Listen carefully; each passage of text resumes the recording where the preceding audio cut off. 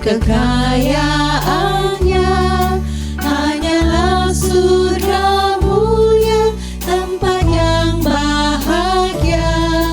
Oh, adakah tertulis namaku di sana dalam kitab Al-Hayat? Di surga yang bakal adakah tertulis namaku di sana dalam kitab Al-Hayat? Di surga yang bakal. Tuhan, dosaku banyak bagai pasir di laut, darah-Mu itu layak menebus dari maut. Ada dalam firman-Mu, janji-Mu ya Tuhan, meski banyak dosamu, aku mau hapuskan. Adakah tertulis namaku di sana dalam kitab Al-Hayat? Di surga yang bakal. Kota yang amat mulia, tempat yang terindah, rumah bagi umatnya, tebusan darahnya. Oh, betapa ku rindu masuk kota Allah. Oh, adakah namaku tertulis di sana? Adakah tertulis namaku di sana dalam kitab Al-Hayat?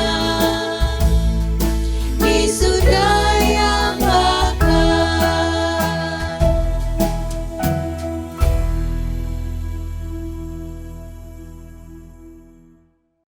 Mari kita satu di dalam doa.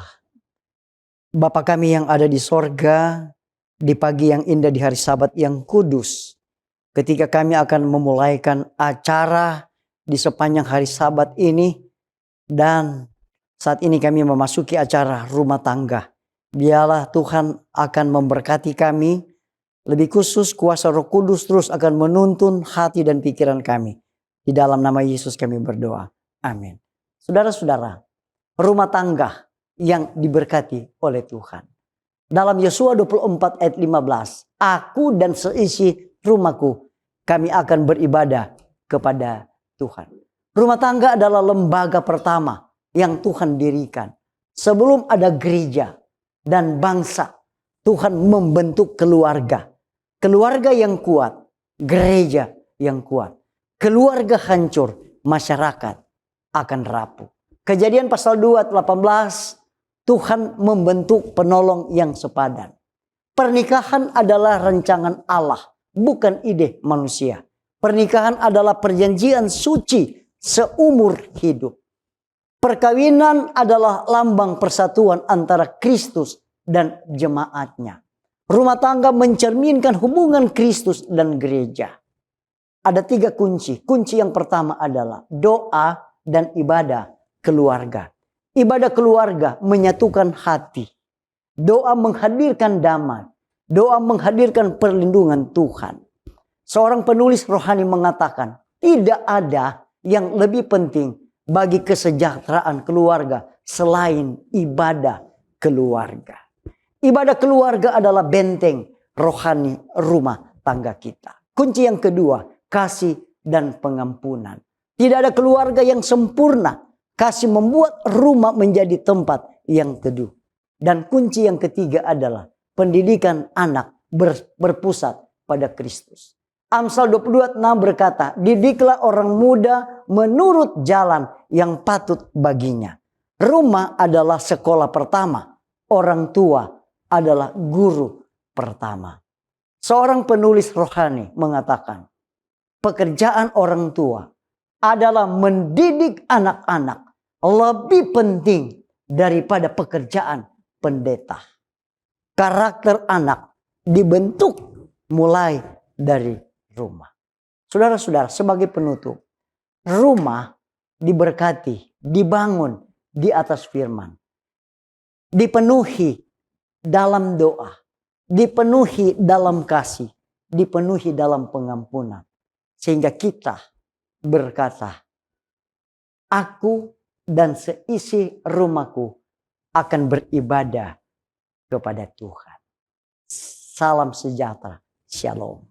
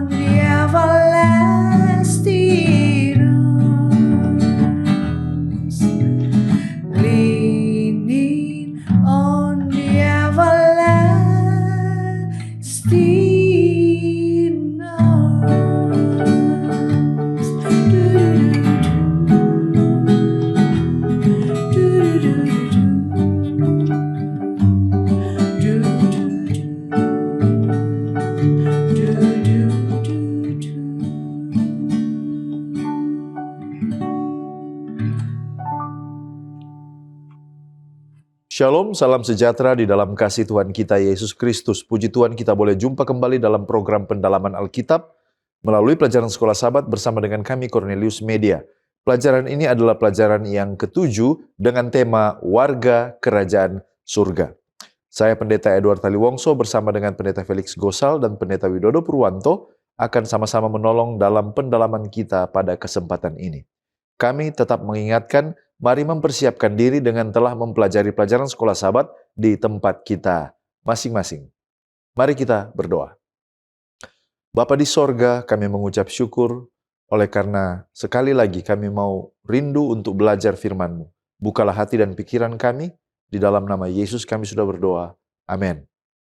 Ada 4 bagian dalam program ini. Yang pertama kita melihat dasar Alkitabiahnya, yang kedua kita menggali makna dari ayat hafalan, yang ketiga pokok pikiran yang muncul dari pelajaran hari per hari, dan di bagian penghujung kita tiba kepada aplikasi. Mari kita lihat dasar Alkitabiah. Filipi 3 ayat 17 sampai 4 ayat 23. Paulus menasihati jemaat untuk meneladani hidupnya yang berfokus pada Kristus, tidak hidup sebagai musuh salib, dan mengarahkan pikiran kepada perkara-perkara sorgawi, karena kewargaan orang percaya itu ada di sorga. Kemudian di dalam 1 Korintus 15 ayat 42 sampai 44. Kebangkitan mengubah tubuh fana yang rusak, hina, dan lemah menjadi tubuh yang tidak binasa, mulia, dan penuh kuasa. Yang dibangkitkan bukan lagi tubuh jasmani yang dikuasai dosa, tetapi tubuh rohani yang dipimpin oleh Roh. Yohanes 14 ayat 27, Yesus memberikan damai sejahteranya sendiri, bukan seperti yang dunia berikan. Damai ini menenangkan hati dan menyingkirkan ketakutan karena bersumber dari hubungan bersama dengan Dia. Kemudian ada Mazmur 119 ayat 165 yang mengatakan, orang yang mengasihi Taurat Tuhan menikmati damai sejahtera yang besar. Ketaatan pada firman membuat mereka itu tidak tersandung. Ayub 1 ayat 21. Ayub mengakui bahwa segala sesuatu berasal dari Tuhan dan tetap berada di bawah kedaulatan Tuhan. Ia memuji Allah bahkan di tengah kehilangan dan penderitaan yang dia alami. 1 Timotius 6 ayat 7. Manusia datang ke dunia tidak membawa apa-apa dan akan meninggalkannya dengan cara yang sama. Ayat ini menegaskan bahwa kekayaan duniawi bersifat sementara dan bukan pengharapan kita manusia. Berikutnya kita melihat pengertian judul warga kerajaan surga. Apa yang dimaksud dengan warga kerajaan surga? Warga kerajaan sorga dalam konteks sekolah sahabat kita adalah orang percaya yang walaupun masih hidup di dunia, tetapi telah memiliki kewargaan rohani di sorga karena persatuan mereka dengan Kristus. Filipi 3 ayat 20. Mereka hidup di bawah pemerintahan Allah, bukan sistem dunia, dan menjadikan sorga sebagai rumah sejati mereka. Ibrani 13 ayat 14. Siapa saja yang dapat menjadi warga kerajaan sorga? Jawabannya adalah semua orang yang menerima Kristus, yang hidup dalam iman, dan yang menyerahkan hidupnya kepada Tuhan dapat menjadi warga kerajaan sorga menurut Kolose 3 ayat 1 dan 1 Petrus 1 ayat 4. Jadi, status ini tidak ditentukan oleh etnis, bangsa, status sosial, atau prestasi, tetapi oleh hubungan seseorang dengan Yesus Kristus. Apa persyaratannya? Persyaratannya adalah yang pertama harus bersatu dengan Kristus sesuai dengan Kolose 3 ayat 1. Yang kedua, bertobat dan hidup setia. Yang ketiga, hidup sesuai dengan panggilan sorgawi. Efesus 4 ayat 1, lalu kemudian taat pada firman Tuhan. Mazmur 119 ayat 165. Kapan seseorang menjadi warga kerajaan sorga? Jawabannya, seseorang menjadi warga kerajaan sorga sejak ia menerima Kristus dan dibangkitkan secara rohani bersama dengan Kristus. Kolose 3 ayat 1. Tetapi kepenuhan kewargaan itu nanti akan digenapi pada waktu Kristus datang, lalu kemudian Dia akan mengubah tubuh kita yang dapat binasa ini, yang fana ini, menjadi kekal dan tidak dapat lagi binasa. Menurut Filipi 3 ayat 21 dan 1 Korintus 15 ayat 42 sampai 44. Apa hak dan kewajiban sebagai warga kerajaan sorga? Jawabannya adalah, secara hak kita memiliki damai sejahtera Allah. Kita memiliki sukacita yang sejati. kita dapat menikmati pemeliharaan Allah dan kemudian kita menikmati warisan hidup kekal. Tetapi ada juga kewajibannya. Artinya, kita harus hidup sebagai teladan, Filipi 3 ayat 17. Kita harus berdiri teguh di dalam Tuhan, Filipi 4 ayat 1. Kita harus hidup dalam doa dan ucapan syukur, Filipi 4 ayat 6. Dan kita harus taat kepada firman Tuhan, Mazmur 119 ayat 165. Bagaimana gaya hidup warga kerajaan sorga itu? Warga kerajaan sorga itu gaya hidup mereka adalah seperti berikut. Mereka itu hidup dengan sukacita dan damai walaupun mereka mengalami penderitaan di dunia ini. Yohanes 14 ayat 27, Filipi 4 ayat 4. Yang kedua, walaupun mereka di dunia tetapi mereka tidak terikat pada dunia. 1 Timotius 6 ayat 7. Kemudian, mereka itu memikirkan perkara-perkara yang luhur dan kudus yang ada di sorga. Filipi 4 ayat 8. Lalu kemudian mereka itu meneladani Kristus sebagai pemimpin rohani mereka. Filipi 3 ayat 17 dan Filipi 4 ayat 9. Itulah gaya hidup warga kerajaan sorga berdasarkan konteks sekolah sahabat kita. Ellen White di dalam buku Lift Him Up halaman 325 menyatakan bagaimana kehidupan orang yang menjadi warga kerajaan sorga. Melalui perbuatan mereka, mereka senantiasa menunjukkan bahwa dunia ini bukanlah tempat tinggal mereka. Kewarganegaraan mereka ada di atas. Mereka mencari negeri yang lebih baik, bahkan negeri surgawi. Pembicaraan dan kasih sayang mereka tertuju pada hal-hal surgawi. Mereka berada di dunia tetapi bukan dari dunia. Dalam roh dan perbuatan mereka terpisah dari prinsip-prinsip dan kebiasaan dunia. Teladan mereka sehari-hari menunjukkan bahwa mereka hidup untuk kemuliaan Allah. Kita datang pada ayat hafalan Filipi pasal 4 ayat 6. Janganlah hendaknya kamu khawatir tentang apapun juga, tetapi nyatakanlah dalam segala hal keinginanmu kepada Allah dalam doa dan permohonan dengan ucapan syukur.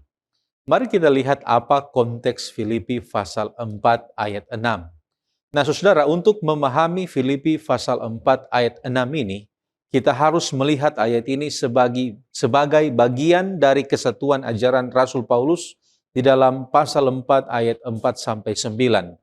Ayat ini tidak berdiri sendiri dan paling sedikit ada 3 hubungan.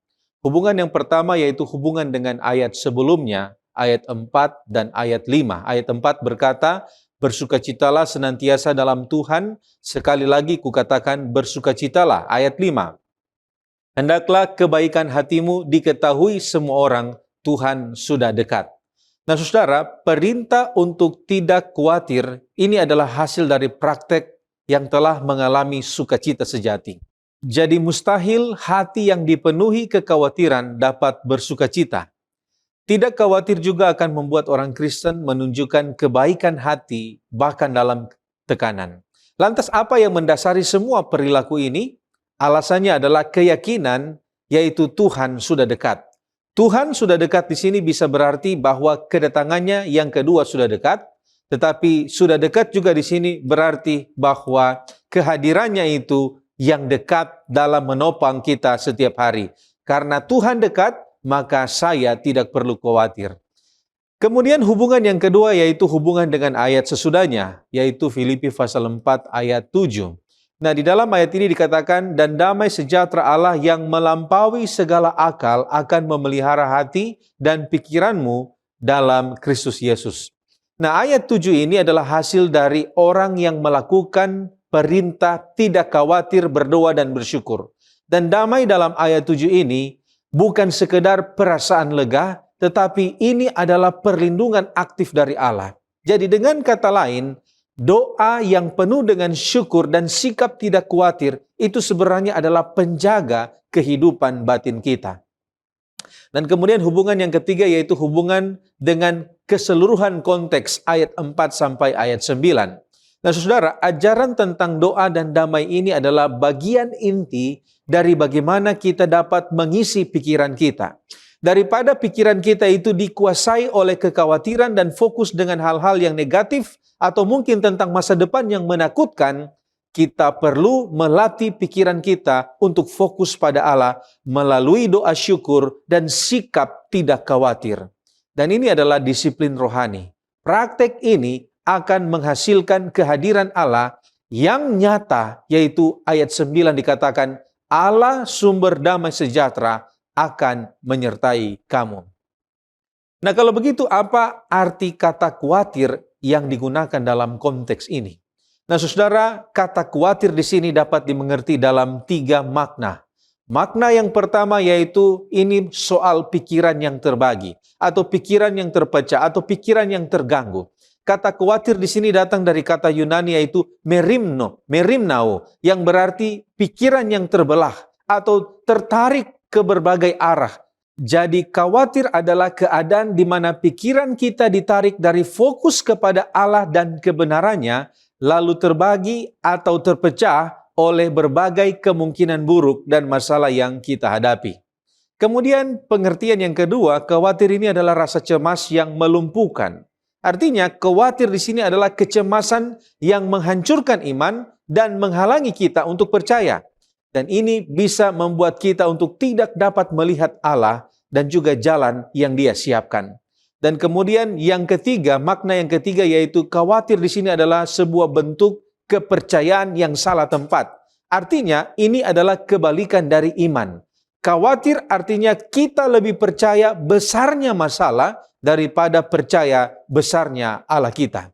Penubuat di dalam Desire of Ages halaman 301 mengatakan, ketika dihadapkan pada ujian, kita tidak boleh gelisah atau mengeluh. Kita tidak boleh memberontak atau khawatir diri kita terlepas dari tangan Kristus. Kita harus merendahkan diri di hadapan Allah.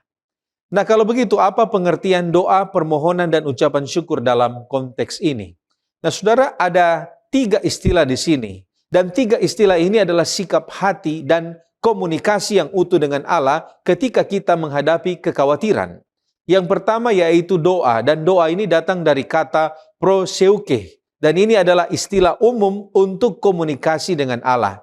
Dan di sini doa ini adalah payung yang mencakup semua bentuk percakapan kita dengan Tuhan. Di sana ada pujian, pengakuan, ucapan syukur, dan juga permintaan kita.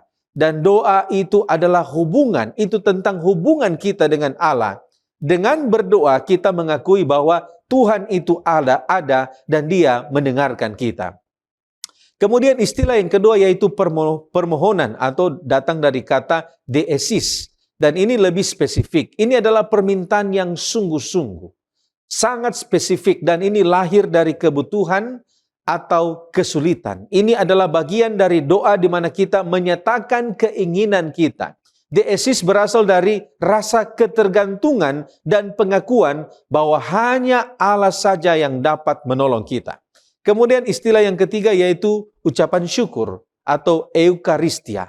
Ini adalah sikap hati yang bersyukur yang menyertai doa dan permohonan kita. Jadi ini bukan hanya terima kasih setelah jawaban doa datang, tetapi syukur sebelum dan selama kita memohon.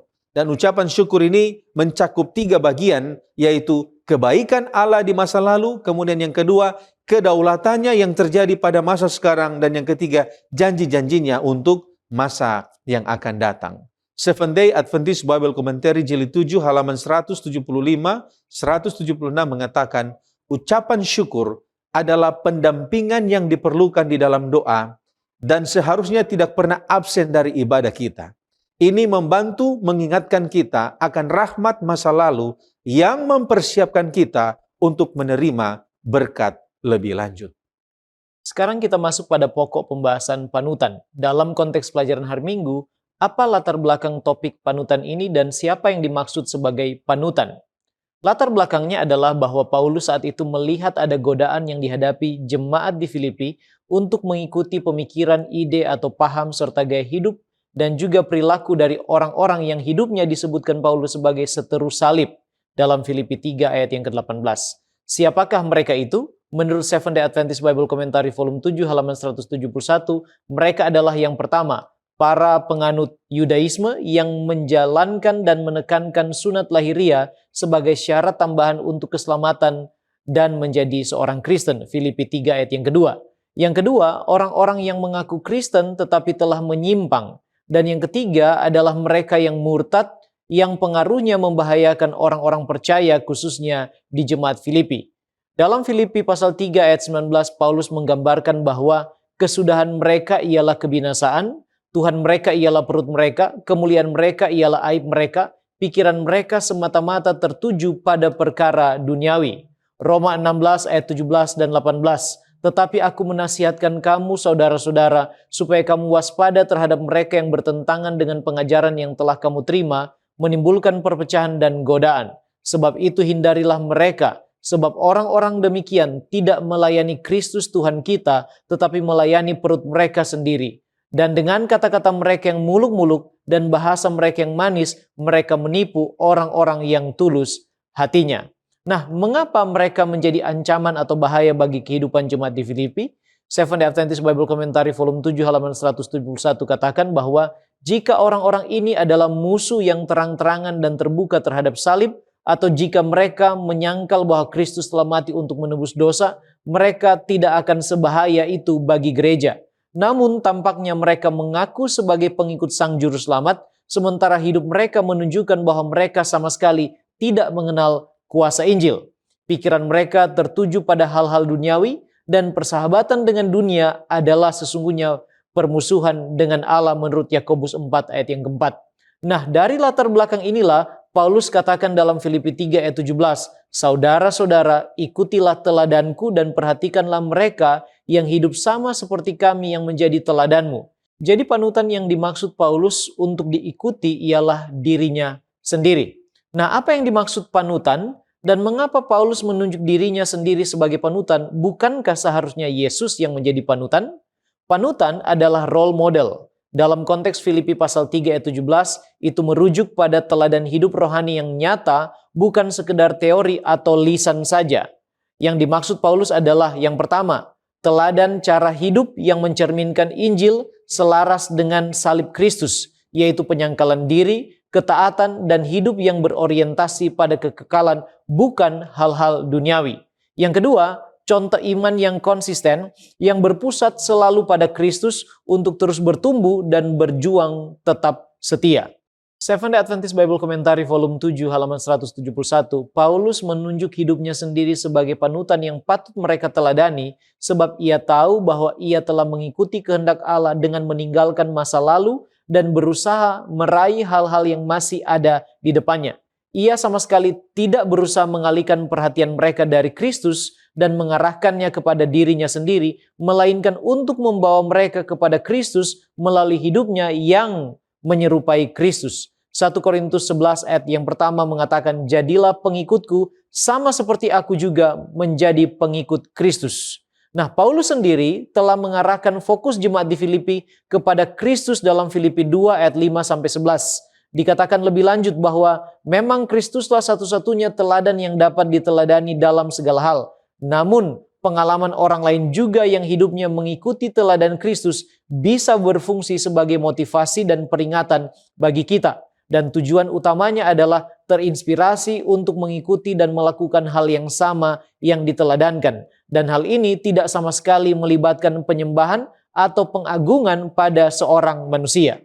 Gerald F. Hawthorne memberikan komentar dalam Word Biblical Commentary volume 3 halaman 217 bahwa ketika Paulus berkata, ikutilah teladanku, Paulus tidak bermaksud mengatakan bahwa ia lebih baik daripada orang lain. Fokus utama Paulus ialah agar mereka meniru tindakan-tindakan pengorbanan dan pemberian diri, kesediaan untuk menderita bagi orang lain, kehilangan segalanya demi Kristus, dan untuk mengikuti teladan Kristus. Andrews Bible Commentary halaman 1735.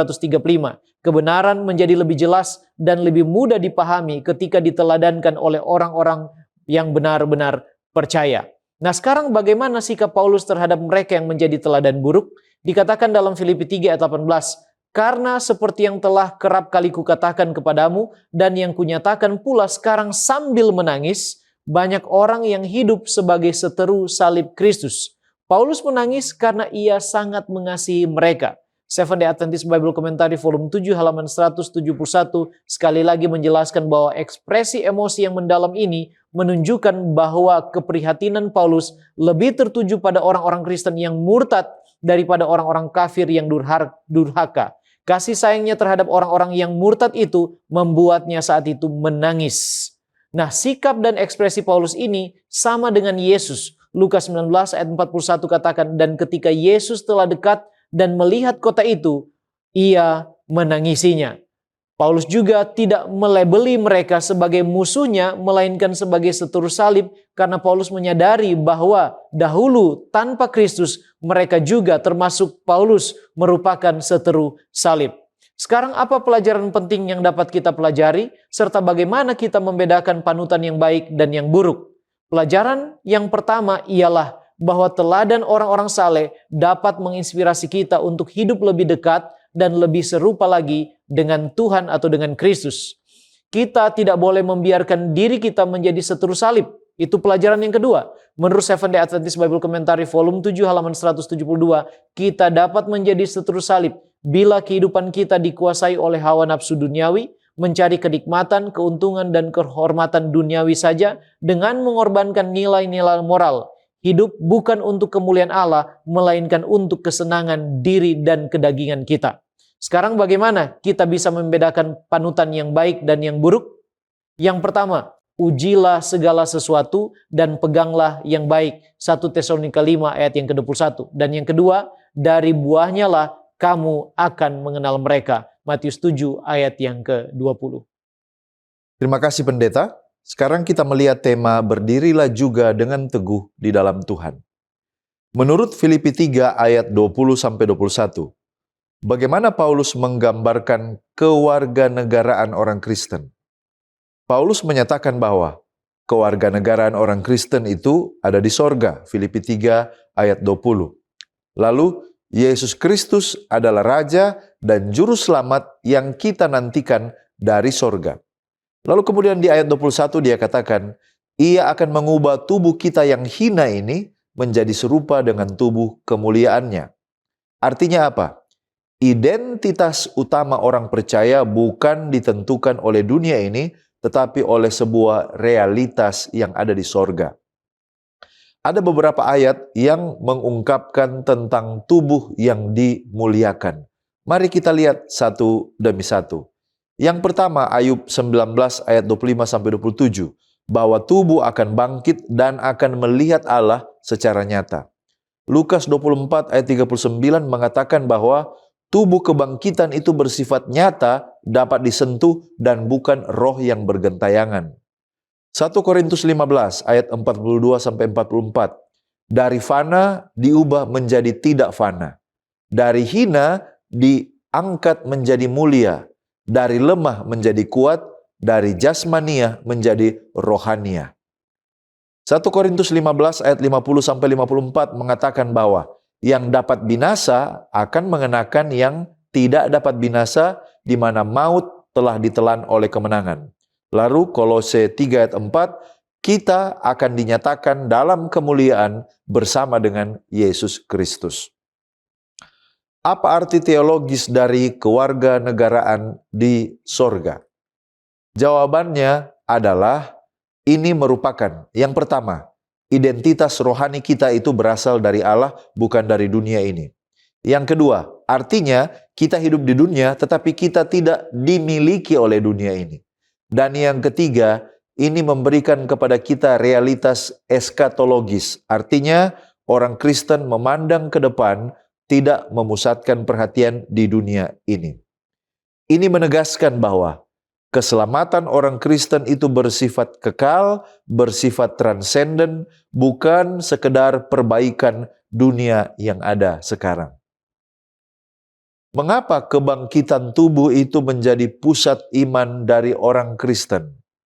Minimal oleh karena ada 3 hal. Yang pertama, tanpa kebangkitan iman kita sia-sia, kata Rasul Paulus dalam 1 Korintus 15 ayat 14. Yang kedua, kebangkitan itu membuktikan kemenangan Kristus atas dosa dan maut. Dan yang ketiga, kebangkitan tubuh itu memberikan jaminan bahwa kematian bukanlah akhir segala-galanya. Jadi kalau kita percaya kepada kebangkitan tubuh, walaupun kita mengalami kematian, kita akan dibangkitkan. Injil menyatakan kepada kita bahwa Kristus benar-benar mengalahkan kematian. Ellen White dalam The Great Controversy halaman 644 dan 645 mengatakan tentang kebangkitan. Tetapi semuanya bangkit dengan kesegaran dan kegagahan kemudaan yang abadi. Pada awalnya manusia diciptakan menurut rupa Allah, tidak hanya dalam karakter tetapi juga dalam bentuk dan ciri-ciri fisik. Dosa menodai dan hampir menghapus citra ilahi, tetapi Kristus datang untuk memulihkan apa yang telah hilang. Ia akan mengubah tubuh kita yang hina dan membentuknya seperti tubuhnya yang mulia. Bentuk jasmani yang fana dan rusak, yang kehilangan keindahan, yang pernah tercemar oleh dosa, menjadi sempurna, menjadi indah dan abadi. Semua cacat dan kelainan ditinggalkan di kubur, dipulihkan ke pohon kehidupan di Eden yang telah lama hilang. Orang-orang yang ditebus akan tumbuh dewasa menurut Maleakhi 4 ayat 2 hingga mencapai kedewasaan penuh, ras manusia dalam kemuliaan aslinya. Mengapa janji hidup kekal itu begitu penting bagi kita iman Kristen? Yang pertama, oleh karena hidup kekal itu adalah tujuan akhir dari keselamatan kita, Yohanes 3 ayat 16. Dan yang kedua, tanpa kekekalan, penderitaan dunia ini pada akhirnya tidak memiliki makna akhir, Roma 8 ayat 18. Lalu kemudian hidup kekal memberi harapan melampaui kematian. Tanpa hidup kekal, kekristenan itu hanyalah sebuah etika, bukan sebuah keselamatan. Kita tiba pada pokok diskusi mengenai bersukacitalah senantiasa dalam Tuhan. Nah, saudara, mungkin kita bertanya, apa bedanya bersukacita karena bahagia dan bersukacita senantiasa dalam Tuhan? Nah, saudara, perbedaan ini dapat dipahami dalam 3 poin kunci. Yang pertama, ada perbedaan sumber. Artinya sumbernya itu berbeda. Yang pertama, bersukacita karena bahagia ini sumbernya adalah keadaan atau peristiwa yang terjadi di luar kita. Bisa saja kita mendapatkan kabar baik, atau kita mendapatkan kesehatan, atau kita melihat situasi hidup yang nyaman, dan lain sebagainya. Dan hal ini atau event-event ini, kejadian-kejadian ini, peristiwa-peristiwa ini memberikan kita rasa sukacita. Artinya kita bersukacita karena ada sesuatu hal positif yang terjadi. Nah, sedangkan bersukacita dalam Tuhan ini sumbernya adalah hubungan pribadi kita dengan Allah itu sendiri. Terlepas dari keadaan luar, apapun yang terjadi kita akan bersukacita. Dan ini adalah sukacita yang datang karena kita mengenal karakter Tuhan. Keadaan bisa buruk, tetapi kita tahu Tuhan itu tidak berubah. Dan kemudian yang kedua, perbedaannya oleh karena ada ketahanan yang berbeda. Apa yang berbeda? Nah, sukacita ini atau sukacita karena bahagia itu bersifat sementara dan rapuh. Dan sukacita ini datang dan pergi seiring dengan perubahan keadaan. Saat datang masalah, biasanya sukacita ini juga hilang. Sedangkan sukacita dalam Tuhan ini adalah sukacita yang bersifat stabil dan ini adalah sesuatu yang dalam atau senantiasa terjadi. Ini bukan perasaan euforia yang meledak-ledak, tetapi ini adalah sebuah keyakinan yang dalam dan tenang bahwa kita ada di dalam tangan Allah yang baik. Dan sukacita ini bisa tetap ada bahkan di tengah air mata dan penderitaan. 2 Korintus 6 ayat 10. Dan ketiga, perubahan ini atau perbedaan antara kedua sukacita ini oleh karena fokusnya itu berbeda. Nah, sukacita karena bahagia ini fokusnya adalah diri kita sendiri atau juga kepentingan kita. Tetapi sukacita dalam Tuhan itu fokusnya adalah Allah dan kemuliaan Allah. Kita bersukacita karena Allah adalah Allah. Kita bersukacita oleh karena keselamatan yang Tuhan berikan. Dan kita bersukacita karena kita ini adalah milik Allah. Dan ini adalah sukacita yang memandang keluar dari diri kita sendiri kepada sumber sukacita itu sendiri. Ellen G. White di dalam Desire of Ages halaman 493 mengatakan, saat kamu memandang lebih tinggi dari dirimu sendiri, kamu akan terus-menerus menyadari kelemahan manusia. Semakin sedikit kamu menyayangi diri sendiri, semakin jelas dan penuh pemahamanmu tentang keunggulan juru selamatmu. Bersukacitalah karena kamu satu dengan Allah, satu dengan Kristus, dan dengan seluruh keluarga surga. Nah, mungkin kita bertanya, mengapa kita harus berdoa seolah-olah doa kita sudah dijawab? Bukankah ini seperti berpura-pura atau memaksakan diri? Nah, lantas apa pengertian berdoa seolah-olah sudah dijawab? Nah, untuk memahami hal ini, kita dapat melihat 3 sudut pandang. Yang pertama, kita harus mengerti bahwa ini bukan pura-pura, bukan melawan realita, tetapi beriman melampaui realita. Kenapa? Karena iman itu adalah dasar dari segala sesuatu yang kita harapkan dan bukti dari segala sesuatu yang tidak kita lihat. Ibrani 11 ayat 1. Jadi, berdoa dengan iman berarti kita mempercayai sesuatu lebih daripada keadaan yang kita lihat saat ini. Kemudian, sisi yang kedua, kita harus memahami bahwa ucapan syukur itu adalah ekspresi iman yang tulus, bukan pura-pura.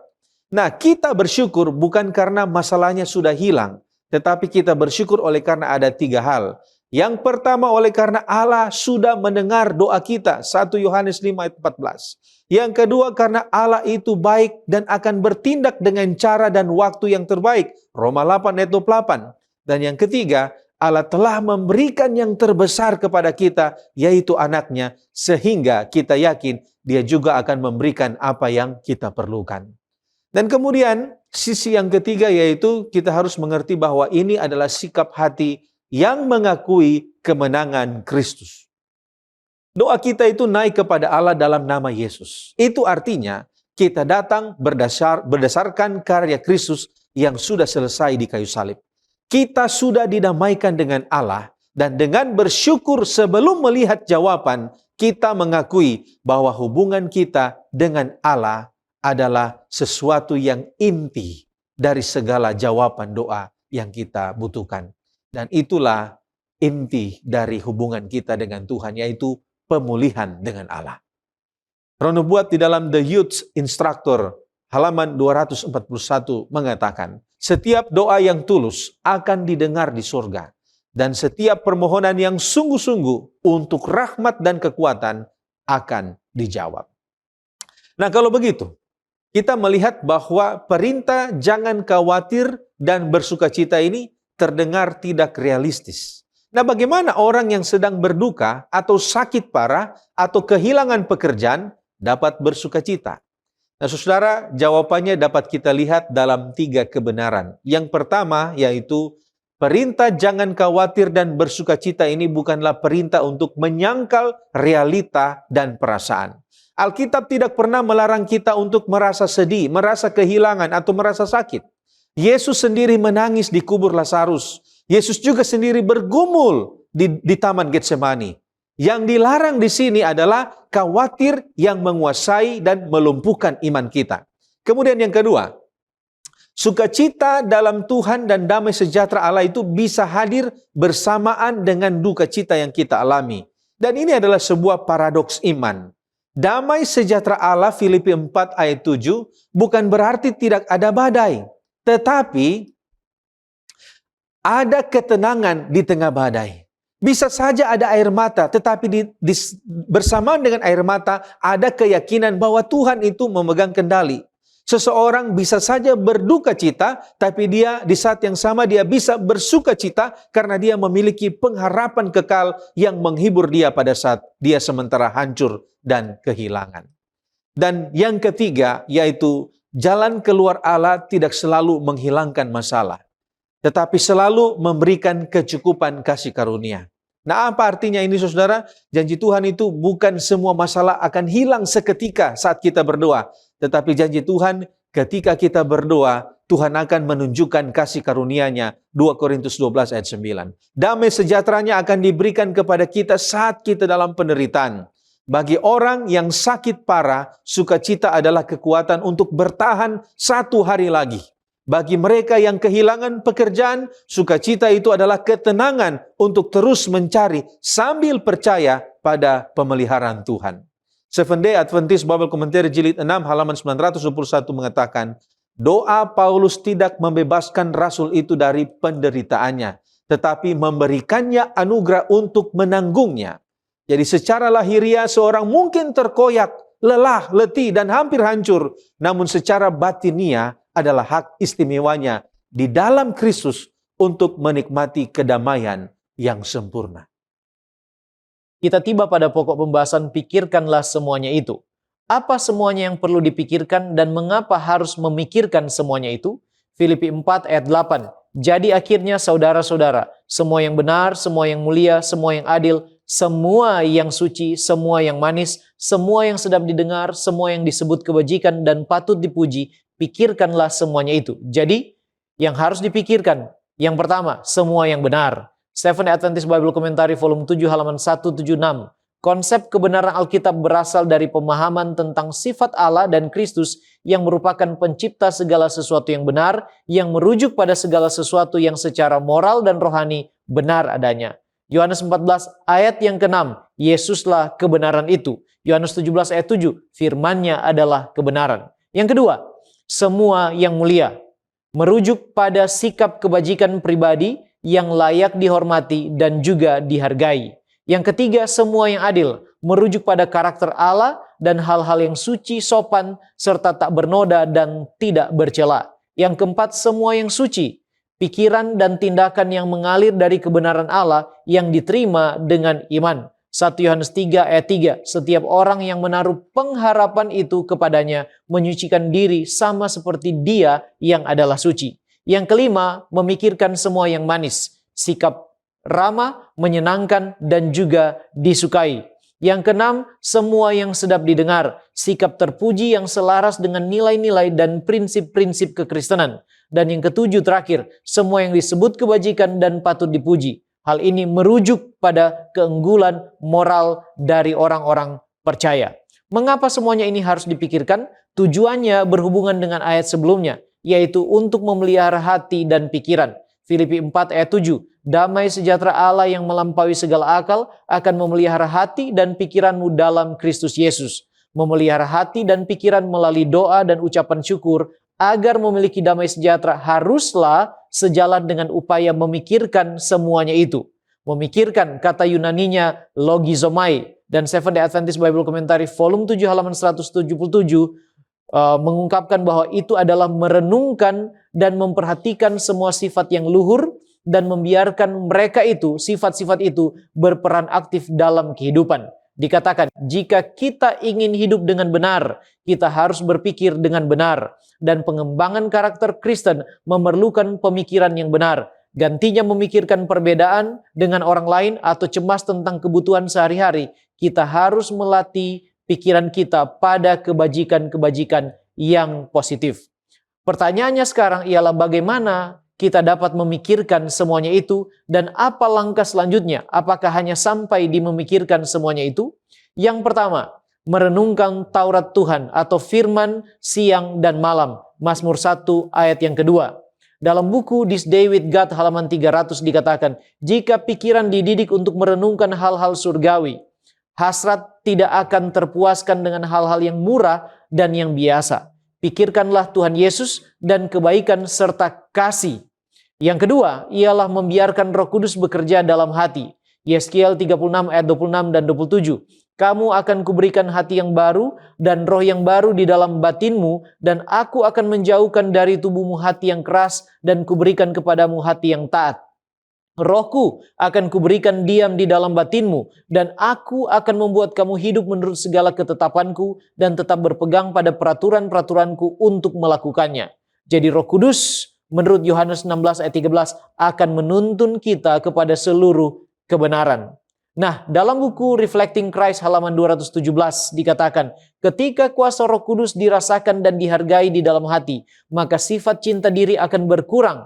Tugas kita ialah membiarkan Roh Kudus bekerja di dalam hati kita, di dalam diri kita, dan kita harus mengosongkan hati kita untuk membiarkan Roh Kudus mengisinya dan mengubahkan kehidupan kita. Nasihat Paulus tidak berhenti pada titik memikirkan saja, tetapi juga mempraktekannya. Filipi 4 ayat 9, dan apa yang telah kamu pelajari, dan apa yang telah kamu terima, dan apa yang telah kamu dengar, dan apa yang telah kamu lihat padaku, saudaraku, lakukanlah itu. Maka Allah sumber damai sejahtera akan menyertai kamu.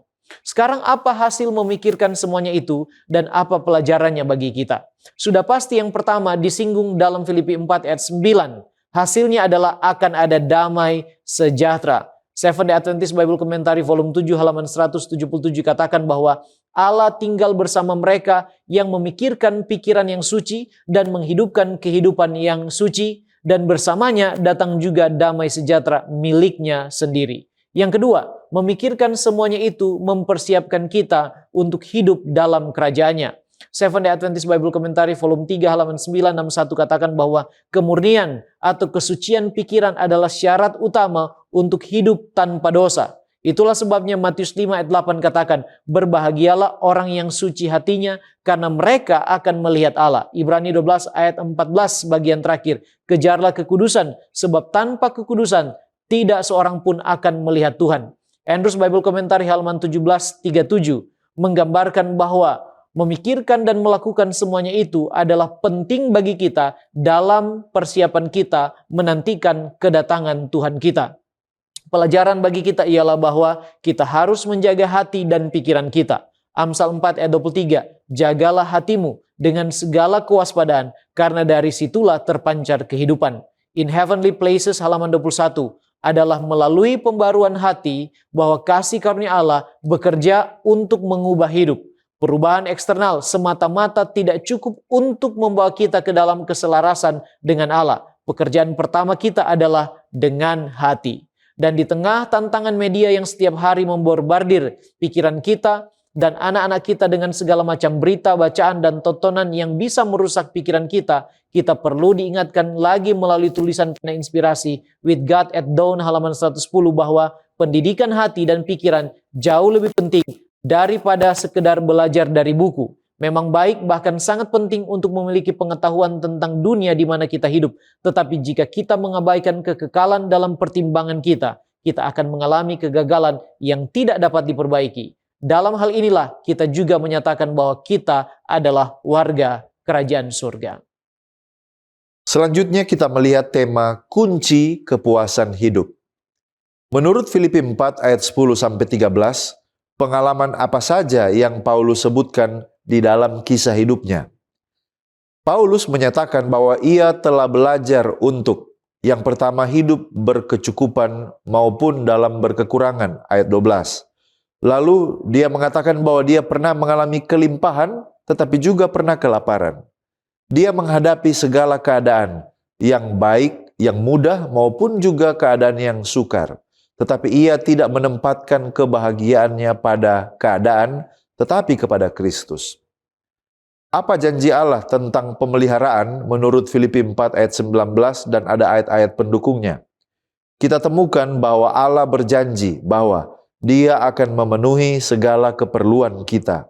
Filipi 4 ayat 19. Dia berjanji bahwa kita tidak akan berkekurangan. Mazmur 23 ayat 1. Allah tahu akan kebutuhan sehari-hari kita. Matius 6 ayat 32. Lalu kemudian kita dapat menyerahkan segala kekhawatiran kita hanya kepadanya. 1 Petrus 5 ayatnya yang ke-7. Secara teologis, apa artinya segala perkara dapat kutanggung di dalam Dia yang memberi kekuatan kepadaku? Filipi 4 ayat 13. Nah, ayat ini tidak pernah menjanjikan kesuksesan tanpa batas, tidak. Tetapi ayat ini menegaskan bahwa Kristus itu adalah sumber kekuatan, bukan keadaan di sekeliling kita. Yang kedua, kekuatan itu diberikan sesuai dengan kehendak Allah. Dan yang ketiga, tujuan diberikan kekuatan bukan untuk nyaman secara duniawi, tetapi supaya kita setia kepada Tuhan secara rohani. Jadi secara teologis, kepuasan yang sejati berasal dari ketergantungan total kita kepada Kristus, bukan dari situasi hidup di mana kita ada sekarang ini. Bagaimana kita dapat belajar merasa cukup dalam segala keadaan? Yang pertama, kita bisa belajar merasa cukup, yaitu dengan menyadari bahwa Allah memelihara kehidupan kita. Yang kedua, kita bersyukur dalam segala keadaan apa yang kita nikmati hari ini, bukan apa yang tidak kita nikmati. Yang berikut, mari kita mengalihkan fokus dari apa yang kurang kepada apa yang kita miliki atau siapa yang kita miliki. Mungkin kita tidak punya banyak di dunia ini, tetapi siapa yang kita miliki? Kalau kita memiliki Kristus, maka itu lebih dari cukup. Ellen White menekankan akan hidup dipenuhi dengan kepuasan ini dalam buku Our High Calling halaman 242 ketika dia berkata, "Saya telah melihat bahwa orang-orang yang hidup dengan tujuan berusaha untuk memberi manfaat dan memberkati sesama manusia serta menghormati dan memuliakan penebus mereka adalah orang-orang yang benar-benar bahagia di bumi ini. Sementara itu, orang yang gelisah, tidak puas, dan terus mencari ini dan mencoba itu, berharap menemukan kebahagiaan, tetapi selalu mengeluh tentang kekecewaan. Dia selalu merasa kekurangan, tidak pernah puas, karena dia hidup hanya untuk dirinya sendiri. Jadikanlah tujuanmu untuk berbuat baik, untuk menjalankan peranmu dalam hidup dengan setia." Kita tiba pada pendalaman. Bagaimana cara menjadi saksi setiap hari? Sedangkan kita ini adalah manusia biasa yang memiliki pergumulan dan hari-hari yang berat. Nah, saudaraku yang terkasih, menjadi saksi setiap hari bukan berarti kita harus tampil sempurna dan ceria setiap hari. Tetapi itu dapat dipraktikkan dalam 3 cara. Yang pertama, menjadi saksi dengan kejujuran dan penuh pengharapan. Kita tidak perlu menyembunyikan bahwa kita sementara bergumul. Menjadi saksi justru kita bisa sampaikan dengan jujur, kita akui dengan jujur bahwa saya sementara mengalami pergumulan, tetapi kita juga dapat menunjukkan pengharapan di mana kita memiliki sandaran di dalam Yesus Kristus. Praktek yang kedua, yaitu kita bisa menjadi saksi dengan setia dalam tugas yang kecil.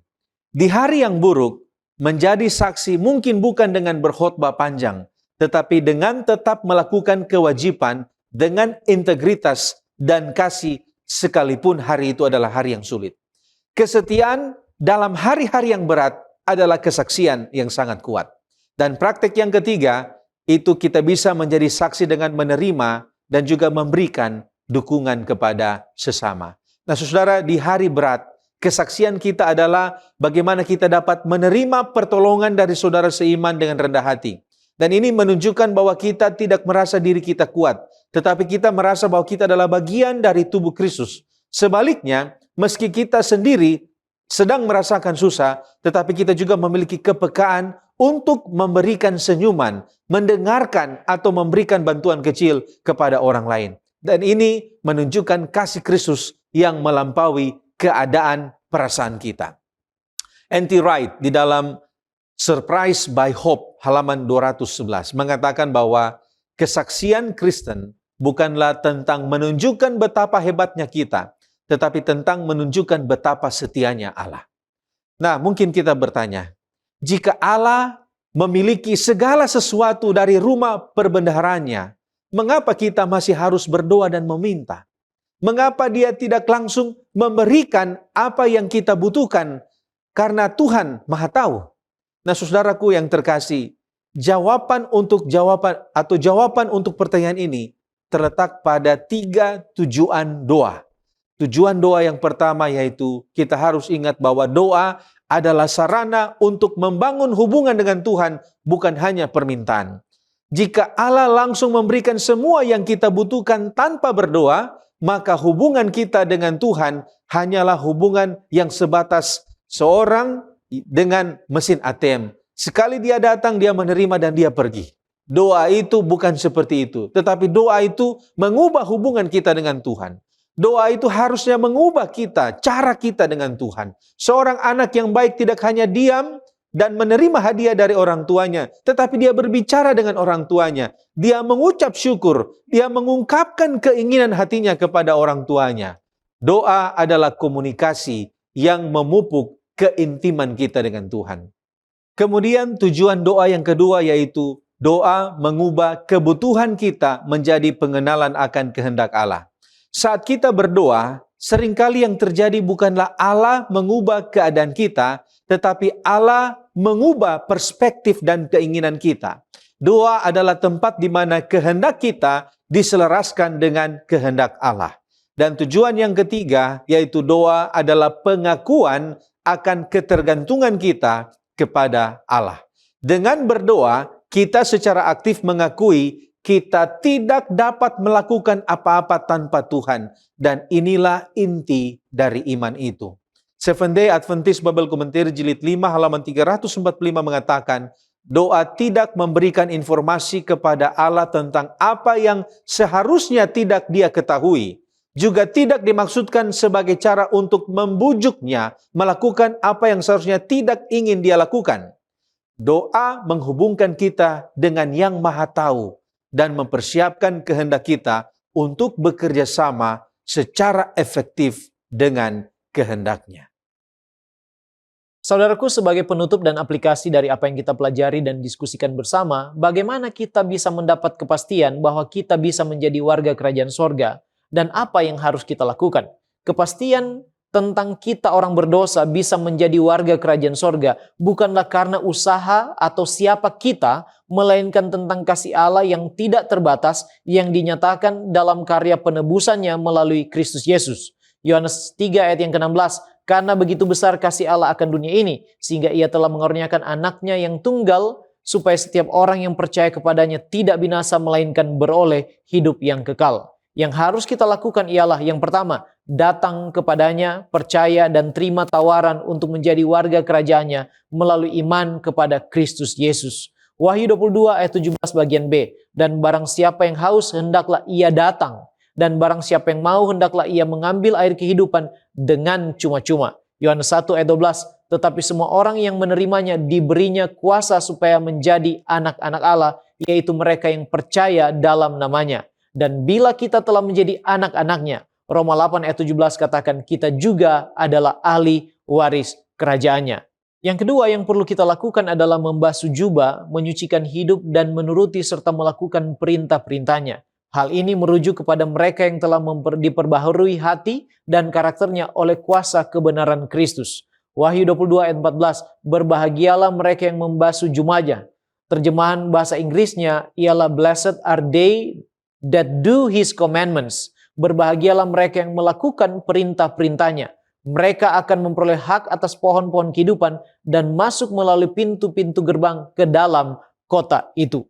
Nah, sekarang apa ciri-ciri dari warga kerajaan sorga?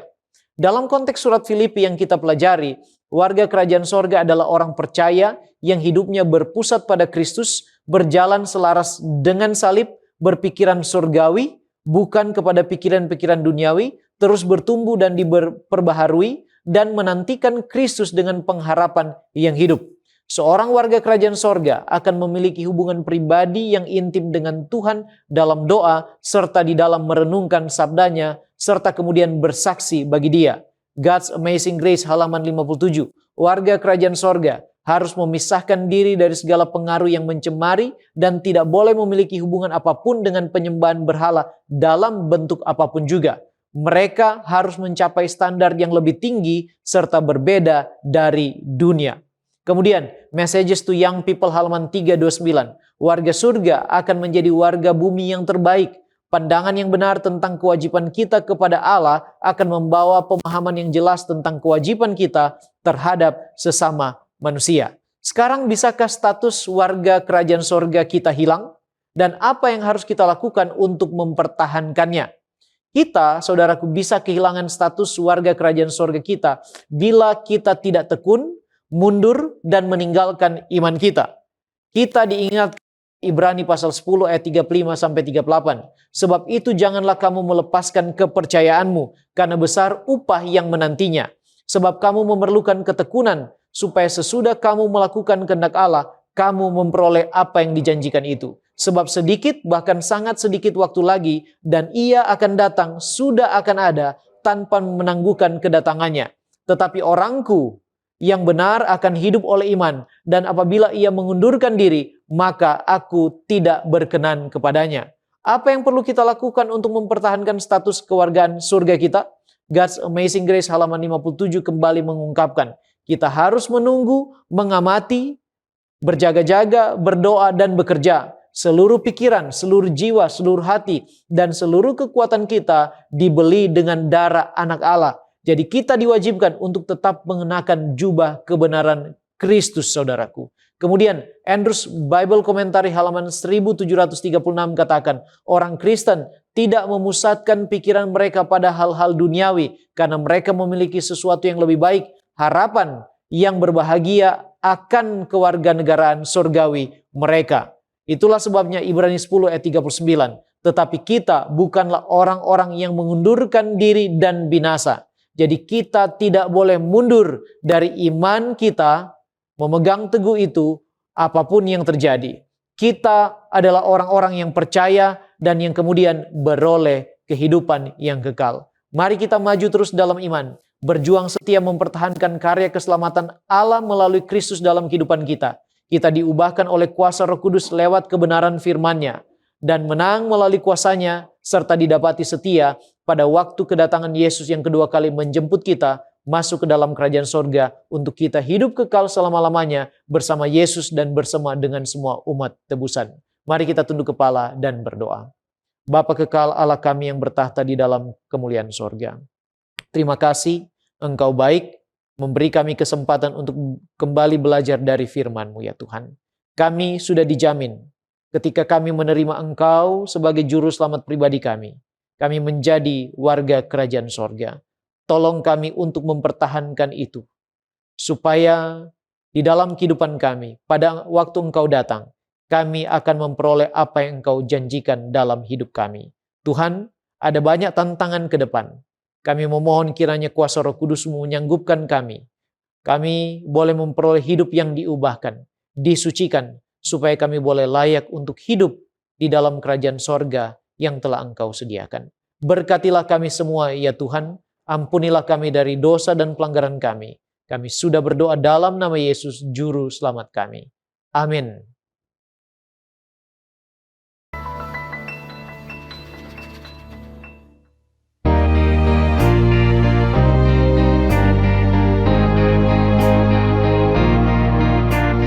Janganlah tawar hatimu, percayalah padanya. Giat lakukan tugasmu, minta dan terima kuasa. Jangan undur, maju saja.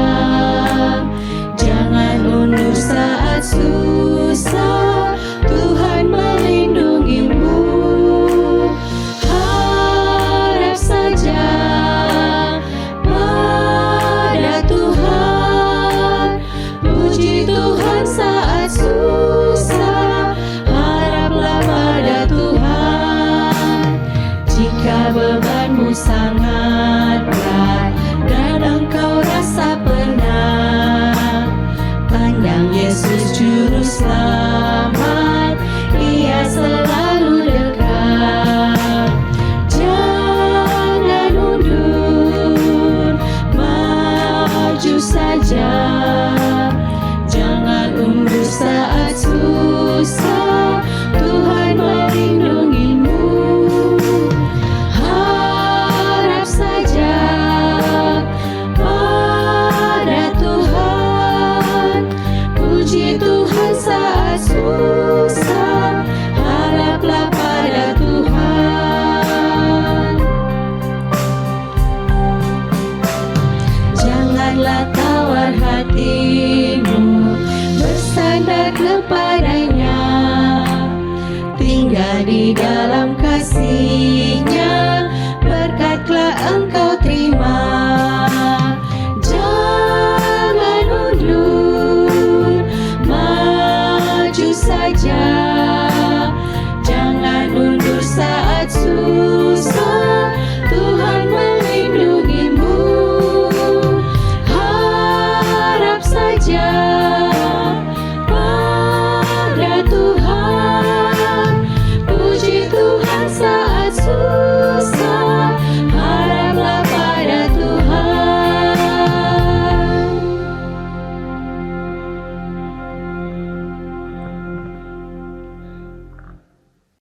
Bapak Ibu Saudara sekalian, saya mengajak kita semua untuk berdoa. Mari kita berdoa.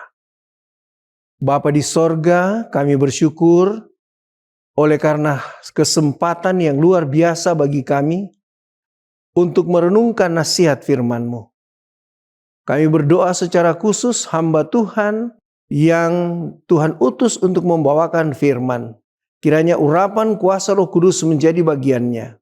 Tolong dia agar semua yang dia siapkan dapat dibawakan dengan baik, menjadi berkat bagi kami semua ya Tuhan.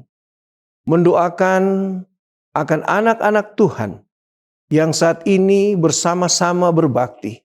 Kiranya berkat-berkat yang indah yang Engkau janjikan akan menjadi bagian mereka pula.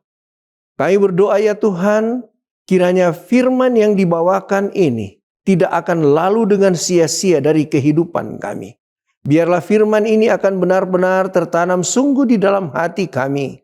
Dan kami dapat praktekkan di dalam kehidupan kami hari lepas hari. Kami berdoa secara khusus kepada anak-anak Tuhan yang saat ini memiliki pergumulan kehidupan yang berat ya Tuhan. Kami mohon kepadamu, biarlah Engkau akan datang melawat mereka, menyertai mereka, memberikan kepada mereka kekuatan, sehingga dapat melewati setiap pergumulan yang dihadapi oleh karena Tuhan selalu beserta dengan kami anak-anak-Mu. Terima kasih Bapa, karena Engkau mau dengarkan permohonan kami. Terima kasih karena Engkau mau menjawab semua permohonan kami sesuai dengan kemurahan-Mu. Ampunkan setiap salah dan dosa kami yang begitu banyak Bapa. Di dalam nama Tuhan Yesus kami sudah berdoa. Amin.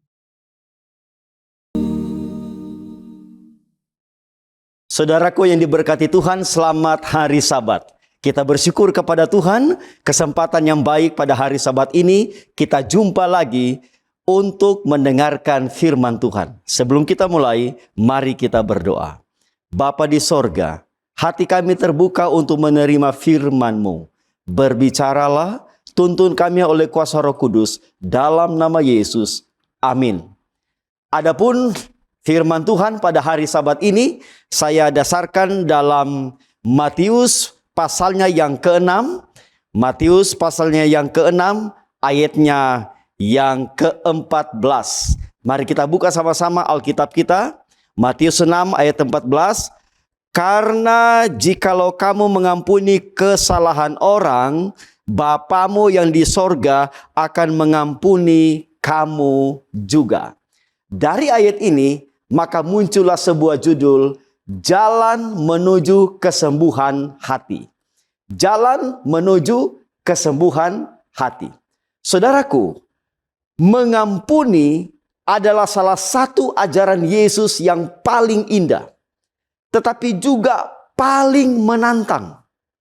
Kita hidup di dunia yang penuh dengan luka, disakiti oleh keluarga, dikhianati oleh sahabat, dilukai oleh kata-kata atau tindakan yang tidak adil.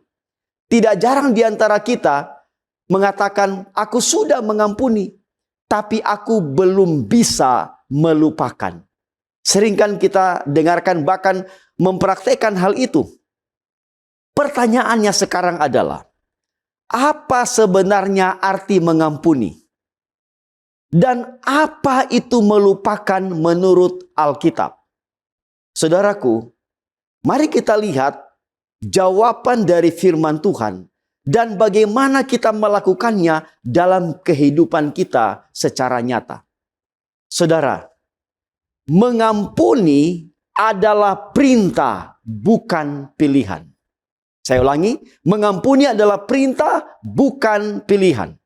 Yesus berkata dengan tegas, karena jikalau kamu mengampuni kesalahan orang, Bapamu yang di sorga akan mengampuni kamu juga. Mengampuni bukan soal perasaan. Alkitab tidak pernah berkata, ampunilah jika hatimu sedang siap, atau jika hatimu sedang baik-baik saja. Mengampuni adalah tanda ketaatan kepada firman Tuhan.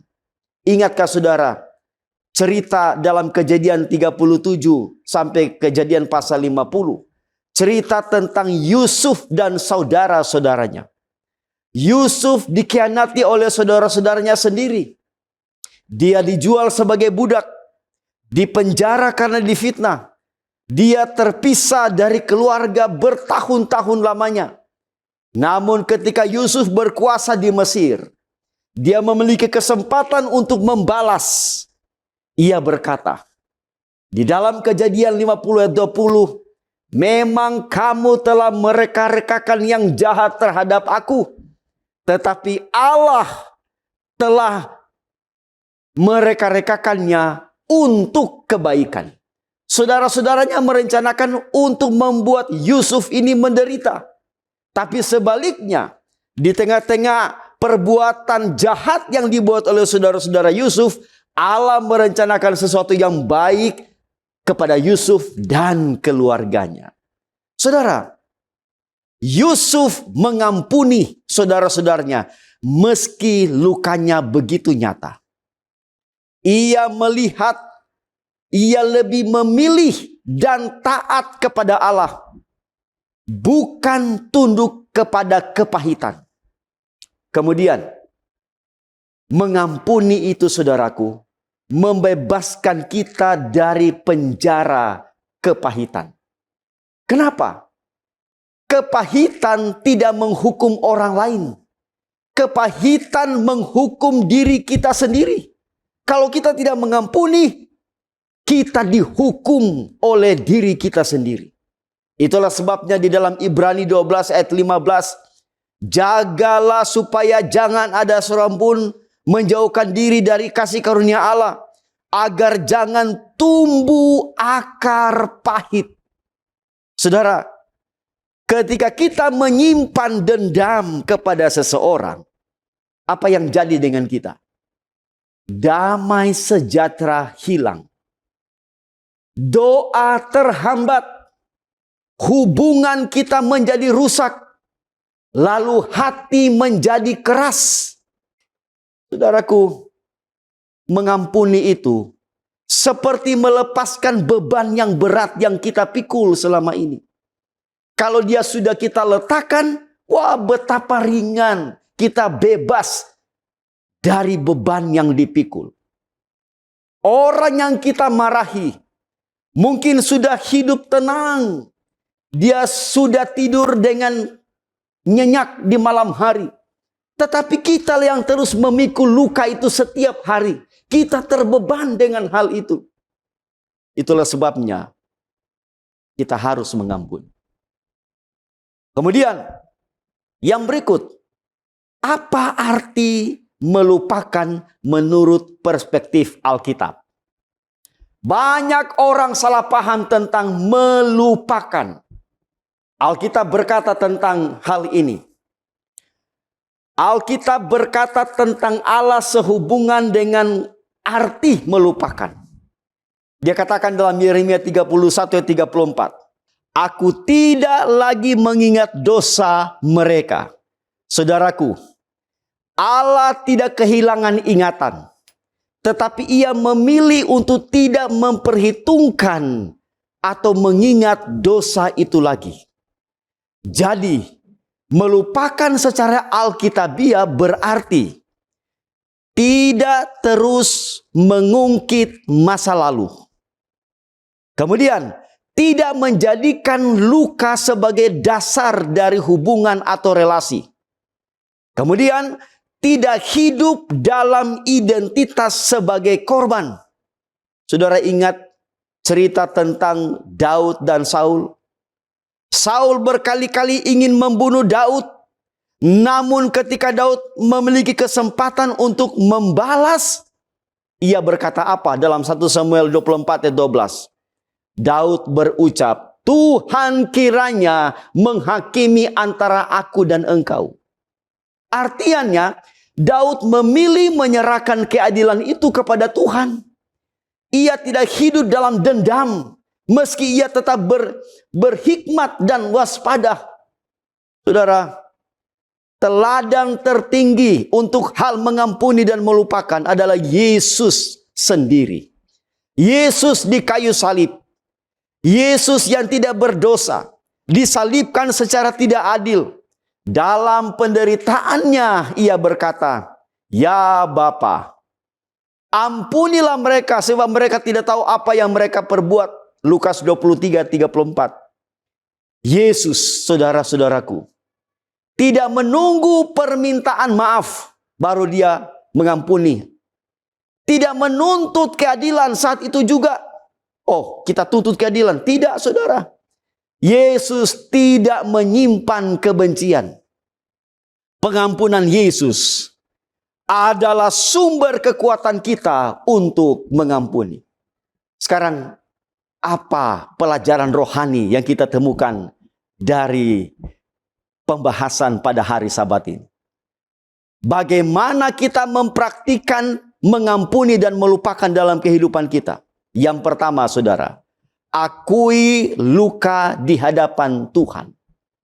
Jangan menyangkal rasa sakit bahwa itu adalah hal yang perlu kita hindari. Kita akui kepada Tuhan. Bawa itu di dalam doa. Yang kedua, ambil keputusan untuk mengampuni. Segera untuk mengampuni. Bukan karena orang itu layak, tetapi karena Tuhan memerintahkan untuk mengampuni. Yang ketiga, serahkan keadilan kepada Allah. Tuhan adalah hakim yang adil. Lalu yang keempat, ulangi pengampunan jika perlu. Kadang luka muncul kembali, ampuni lagi. Dia melakukan, ampuni lagi. Dan begitulah kita orang Kristen, selalu mengampuni bila mana ada orang yang berbuat salah. Lalu yang kelima, biarkan Tuhan memulihkan hati.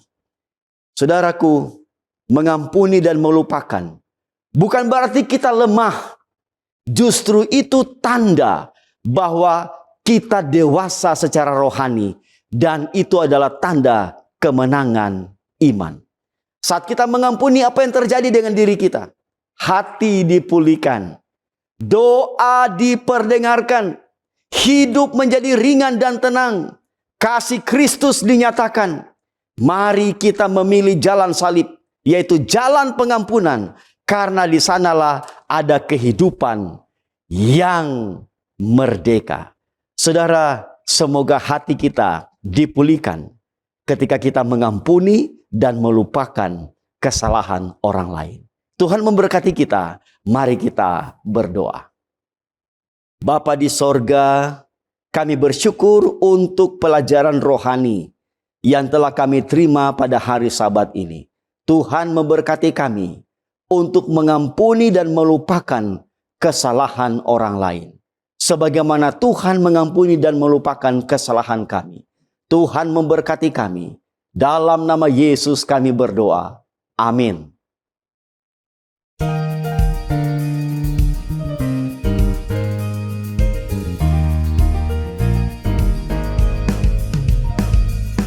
Maukah engkau bebas dari dosa? Dalam darahnya ada kuasa. Maukah engkau lawan kejahatan? Kuasa ajaib di darahnya. Ada kuasa, kuasa yang ajaib di dalam darahnya. Ada kuasa, kuasa yang ajaib dalam darah domba Allah. Maukah bebas dari keangkuhan? Dalam darahnya ada kuasa. Datanglah membasuh di Golgota. Kuasa ajaib di darahnya.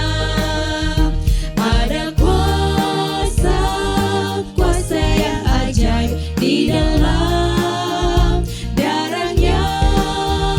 Ada kuasa, kuasa yang ajaib dalam darahnya.